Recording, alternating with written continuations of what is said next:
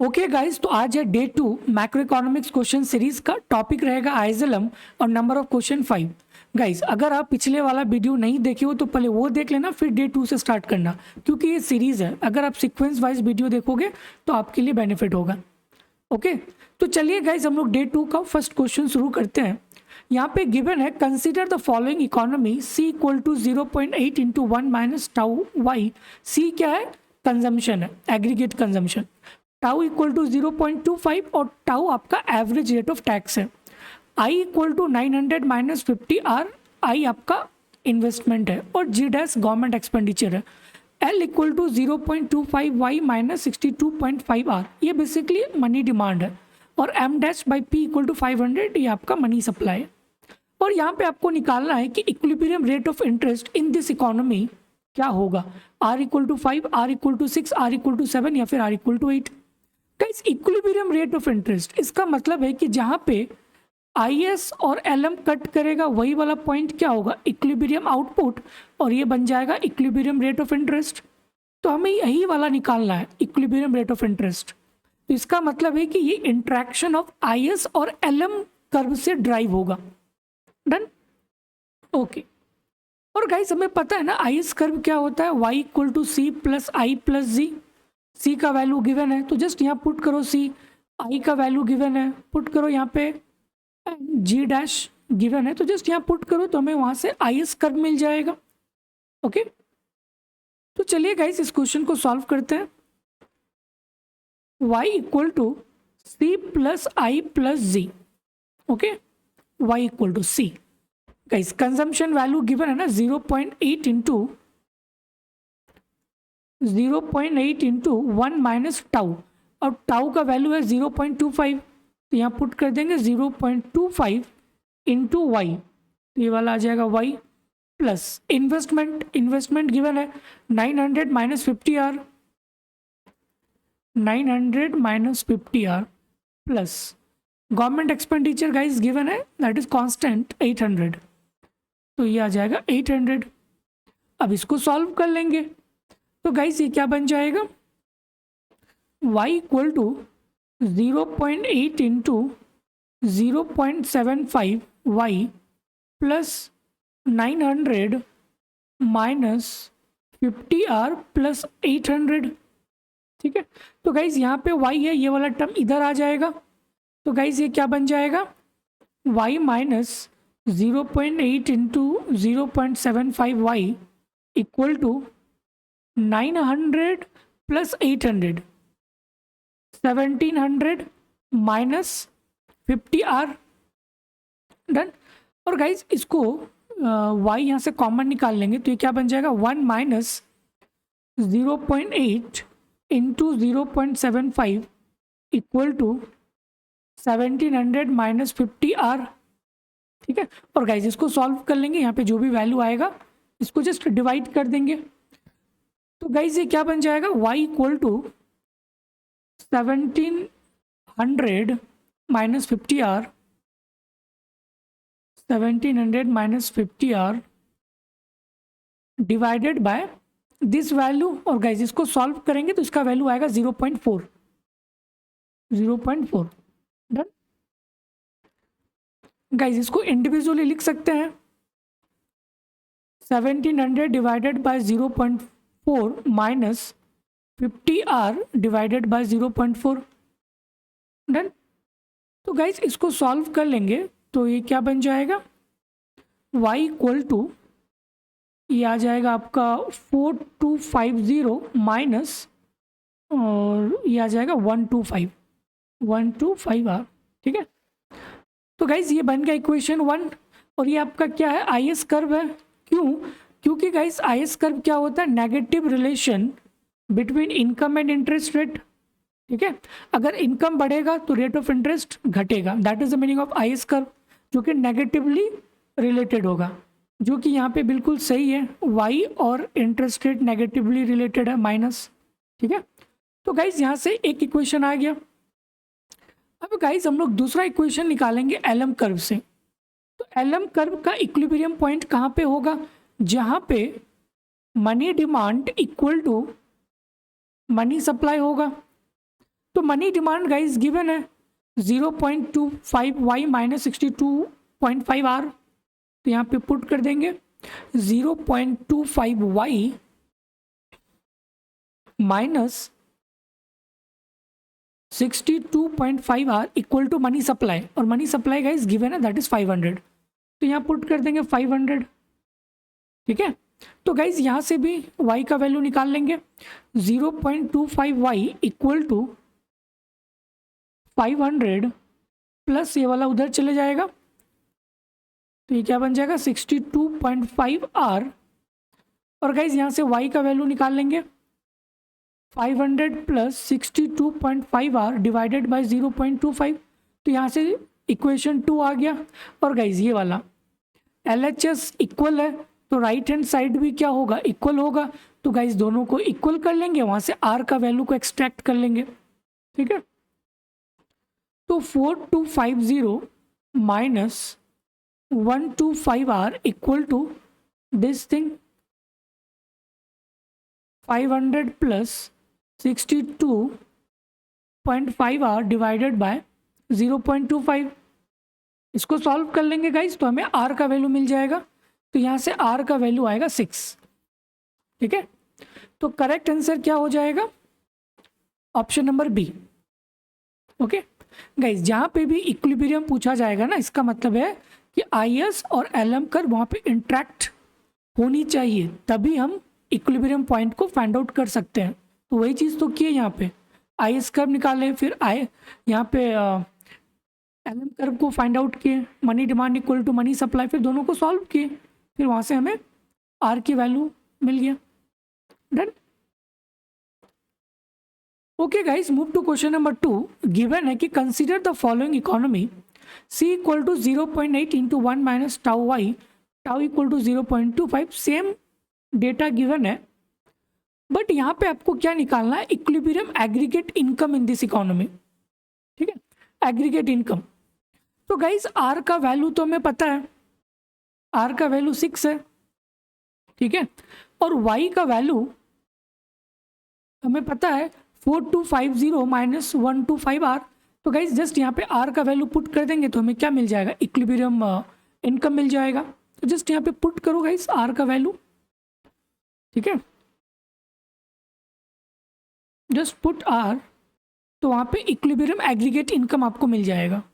Okay, तो जैसे ही guys आप इसका वैल्यू पुट करोगे तो इसका वैल्यू आ जाएगा 3500। ठीक है, सिंपल ना, y इक्वल टू क्या था 4250 माइनस 125R, 125R, R का वैल्यू 6 है, तो इसको सॉल्व कर लेंगे, तो यह आ जाएगा 3500। Option number B is a correct. Okay okay guys, question number 3 given है कि read the passage and answer the following 3 question. Consider a closed economy where at any period t, the actual output yt is demand determined. Aggregate demand has a 3 component. तो aggregate demand का 3 components है, एक आपका CT है, IT है और GT है। Suppose initially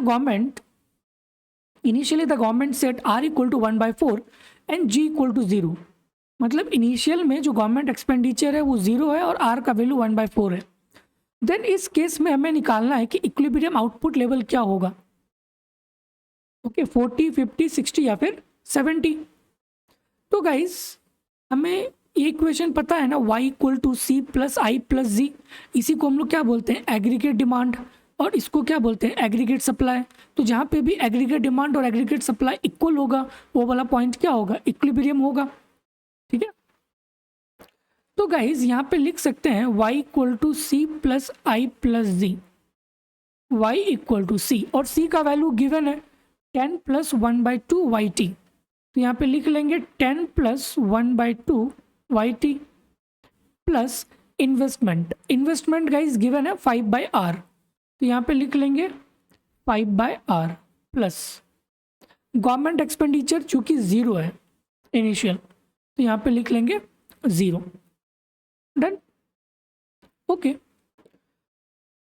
guys ये 1/2 YT है तो ये वाला इधर आ जाएगा, तो गाइज ये क्या बन जाएगा, y minus 1/2 YT equal to 10 plus 5 divided by r, और गाइज r का भी वैल्यू गिवन है दैट इज 1/4, तो ये आ जाएगा 1/4, मतलब ये 4 ऊपर चले जाएगा, तो गाइज ये बन जाएगा, डायरेक्ट हम इसको लिख देते हैं, ये बन जाएगा 20, तो यहाँ पे क्या आ जाएगा 20, और गाइज ये आपका आ जाएगा YT/2 इक्वल टू 30, तो गाइज यहाँ से YT का वैल्यू क्या आ जाएगा 30 × 2 दैट इज 60, ठीक है, तो यही होगा इक्विलिब्रियम आउटपुट, ओके, तो equilibrium output is 60, so the correct answer is option number C, done, simple, okay. Okay guys, question number 4 given है कि now suppose the government wants to attend the full employment level of outputs given by YF equal to 100, ठीक है, तो ये आपको given है कि Y का वैल्यू कितना है 100 है, और यही इसका full employment level of output है। If it want to attend the full employments by means of fiscal policy, ठीक है, अगर ये full employment level by the fiscal policy keeping the interest rate unchange at the initial level, तो initial level पे rate of interest कितना था 1/4 था, okay, then it's has to raise the amount of government expenditure G, तो government expenditure कितना increase करना होगा ताकि हम इस फुल एम्प्लॉयमेंट आउटपुट को अचीव कर सके, that is a question, okay, okay, तो गाइस हमें पता है y equal to C plus I plus G, okay, और I का वैल्यू मीन्स R का वैल्यू 1/4 है, ओके, फाइन, और गाइस y का वैल्यू तो 100 है, तो यहाँ पे लिख लेंगे 100 प्लस C, और C का वैल्यू 10 प्लस 1/2 YT, तो यहाँ पे लिख लेंगे, गाइस इसको ना y ही रहने देते हैं, इसको बाद में इसका वैल्यू पुट करेंगे, ठीक है, तो YT इक्वल टू C का वैल्यू क्या था 10 प्लस 1/2 YT प्लस इन्वेस्टमेंट क्या था 5/R, 5 डिवाइडेड बाय R, और R का वैल्यू क्या है 1/4, तो ये आ जाएगा into 4 plus G, done, okay, तो गाइज यहाँ से ये क्या बन जाएगा 1/2 YT equal to 10 plus 20, it becomes 30 plus G, okay, तो गाइज यहाँ से आ जाएगा 1/2 YT equal to 30 plus G, 30 plus G, okay, और गाइज YT का वैल्यू गिवन है कि हमें फुल एम्प्लॉयमेंट लेवल कहाँ पे मिल रहा है 100 पे, ठीक है, तो गाइज यहाँ पुट कर देंगे 1/2 into 100 equal to 30 plus G, तो गाइज ये आ जाएगा 50, तो 50 माइनस 30 इक्वल टू G, तो G इक्वल टू क्या होगा 20, सिंपल, तो गवर्नमेंट एक्सपेंडिचर अगर 20 से इंक्रीज होगा देन उस कंडीशन में हम YT इक्वल टू 100 को अचीव कर सकते हैं, ठीक है, तो गाइज करेक्ट आंसर क्या बन जाएगा option number B 20, okay, okay guys, last question given है कि alternatively if the government wants to attend the full employment level of output Y equal to 100 by means of monetary policy, वहाँ पे क्या था physical policy, but यहाँ पे monetary policy को use कर रहा है, keeping the government expenditure unchanged at the initial level, तो गाइज इनिशियल लेवल पे गवर्नमेंट एक्सपेंडिचर कितना था 0 था, अब यहाँ पे बताओ कि इंटरेस्ट रेट को कितना लो किया जाए ताकि full employment level of output को हम अचीव कर सकें, that is a question, okay, fine, तो गाइज वही वाला equation y equal to C plus I plus G, और गाइज C का वैल्यू गिवन है 10 प्लस 1/2 YT प्लस इन्वेस्टमेंट, और इन्वेस्टमेंट क्या है गाइज 5/R, इन्वेस्टमेंट क्या 5/R, 5/r। और गवर्नमेंट एक्सपेंडिचर यहाँ पे गिवन है कि आप इसको g इक्वल टू 0 लो, तो ये बन जाएगा जी 0। ठीक है, अब गाइज यहाँ पे हमें r का वैल्यू को फाइंड आउट करना है। ठीक है, क्योंकि यहाँ पे गिवन है कि मॉनेटरी पॉलिसी को यूज कर रहे हैं, मतलब कि इंटरेस्ट रेट को कितना कम करें ताकि हम 100 आउटपुट को अचीव कर सकें। तो गाइज इसको सॉल्व कर लेंगे, ये 1/2 इधर आ जाएगा, तो ये क्या बन जाएगा 1/2 इक्वल टू 10 प्लस 5/r। और गाइज yt का वैल्यू तो गिवन है, दैट इज 100, तो 100 डिवाइडेड बाई 2 ये क्या बन जाएगा 50 इक्वल टू 10 प्लस 5/r। तो ये गाइज इधर आ जाएगा 50 इक्वल टू 10 प्लस 5/r। तो गाइज ये बन जाएगा 40 इक्वल टू 5/r। ठीक है, तो ये r इक्वल टू क्या बन जाएगा 5/40, that is 1/8।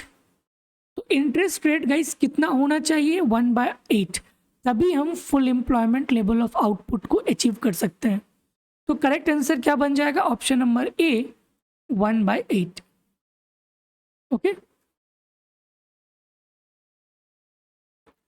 Okay guys, thank you. तो आज हम लोगों ने 5 क्वेश्चन डिस्कस किए आइजेलम का। गाइज एक important notice, ISI PYQ batch guys ये डिस्कशन बैच है जहाँ पे हम डिस्कस करते हैं 2004 से लेकर 2024 तक। अगर आप ISI MSQE 2025 के लिए प्रिपेयर कर रहे हो तो गाइज ये बैच आपके लिए बहुत ही बेनिफिट होने वाला है, क्योंकि यहाँ पे हम डिटेल डिस्कस करते हैं PYQ 2004 से लेकर 2024 तक। हर एक क्वेश्चन को गाइज हम 2 अप्रोच के साथ सॉल्व करते हैं, मैथमेटिकल अप्रोच और थ्योरेटिकल अप्रोच। तो बिल्कुल भी मिस मत करना इस बैच को, बहुत ही अफोर्डेबल प्राइस रखा गया। और गाइज यहाँ पे मैं 10 मॉक टेस्ट भी दूंगा आपको। ठीक है, तो PYQ डिस्कशन भी होगा और 10 मॉक टेस्ट भी आपको दिया जाएगा, तो बिल्कुल भी मिस मत करना इस बैच को। ओके गाइज, थैंक यू, फिर मिलते हैं नेक्स्ट वीडियोस पे।